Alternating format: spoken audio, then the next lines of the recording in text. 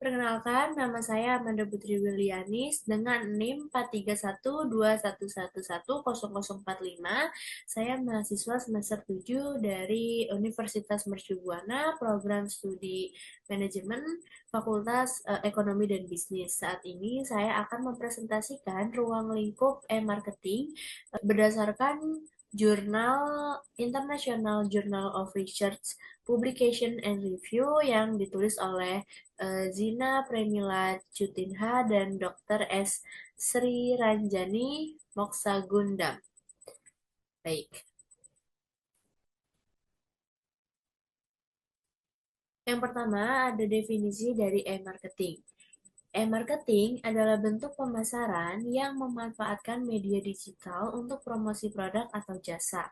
Ini mencangkup berbagai aktivitas yang dilakukan melalui perangkat elektronik seperti ponsel, tablet, komputer, dan internet.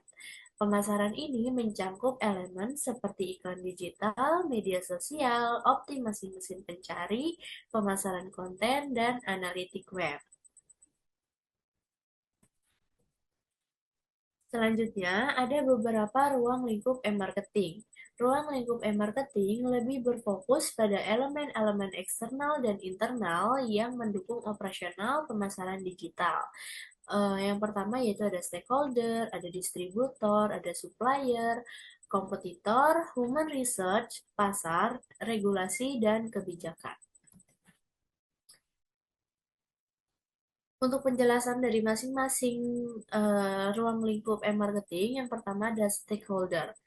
Stakeholder dalam e-marketing mencangkup semua pihak yang memiliki kepentingan terhadap perusahaan seperti konsumen, calon konsumen, mitra bisnis, dan pemangku kepentingan lainnya. Stakeholder ini berperan dalam mempengaruhi keputusan dan arah strategi pemasaran digital, serta merupakan bagian dari ekosistem yang harus diperhitungkan dalam setiap pengembangan kampanye e-marketing. Yang kedua ada distributor.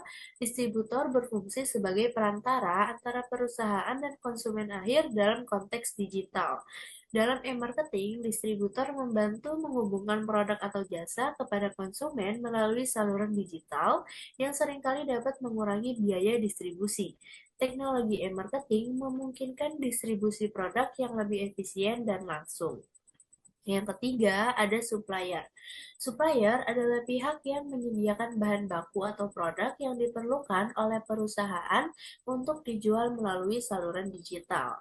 Dengan adanya teknologi seperti electronic data interchange dan internet, supplier dapat memperluas jangkauan pasarnya dan terhubung lebih baik dengan perusahaan. Mereka juga memainkan peran penting dalam menjaga kelangsungan rantai pasok perusahaan dalam ekosistem e-marketing.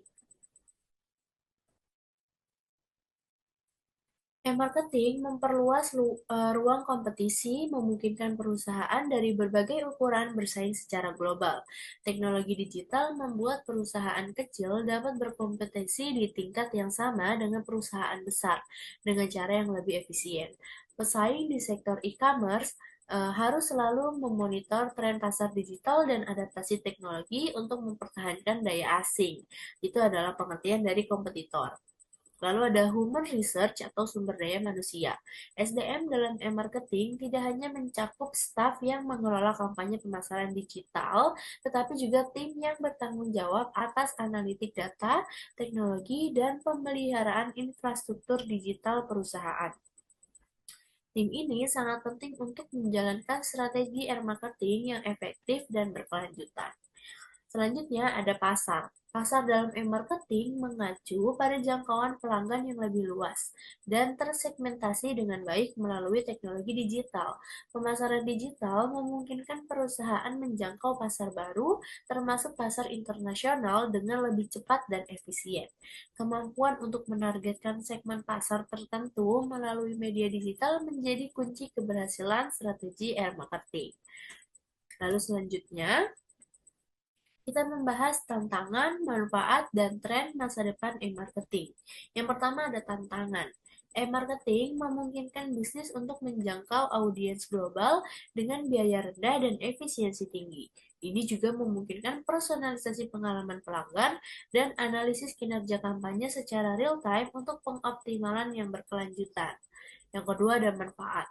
Persaingan di dunia digital sangat ketat, dan perusahaan harus terus beradaptasi dengan teknologi terbaru serta menjaga privasi dan keamanan data konsumen di tengah regulasi yang semakin ketat. Lalu ada tren masa depan. Kedepannya, teknologi seperti kecerdasan buatan atau AI dan otomatisasi pemasaran akan menjadi kunci. Konten berbasis video dan pemasaran seluler diperkirakan akan terus meningkat dengan fokus pada personalisasi